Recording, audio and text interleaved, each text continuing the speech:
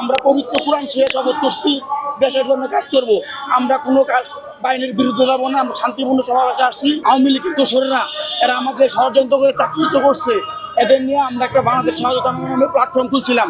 তখন থেকে আমাদের 29শে ডিসেম্বর 2024 সালে আমরা একটা প্রোগ্রাম করছি। প্রোগ্রামে ওরা আমাদের 5 কর্মদিবসের মধ্যে ডিসপোজাল দিতে চাইছে, কিন্তু ডিসপোজাল দেয় নাই।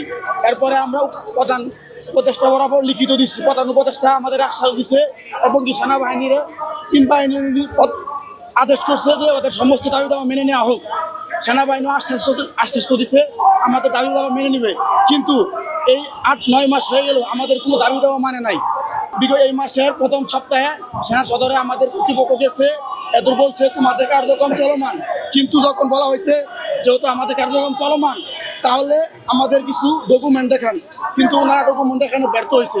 ওনারা ডকুমেন্ট দেখাতে পারে নাই। ওনারা আমাদের মূলার বুঝ দিতেছে। সেনাবাহিনী এবং গোয়েন্দা সংস্থা আমাদের উপর ভয়াবহ ষড়যন্ত্র শুরু করে। তারা সবাইকে লেলিয়ে দিয়ে আমাদের যে প্রধান সহযোদ্ধা আছে নাইমুল ইসলাম, হানজালা আর অনেক সৈনিক সহ 25 জনকে 17 মে দিবাগত রাতে এদের গ্রেপ্তার করে এবং কি এদের উপর ভয়াবহ নির্যাতন করে।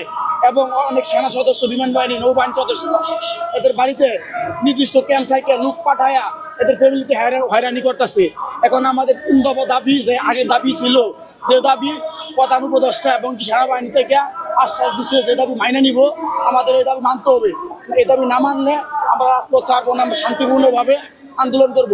আমরা পবিত্র কোরআন ছেড়ে শপথ করছি দেশের জন্য কাজ করব। আমরা কোনো কাজ বাহিনীর বিরুদ্ধে যাবো না। আমরা শান্তিপূর্ণ সমাবেশে আসছি।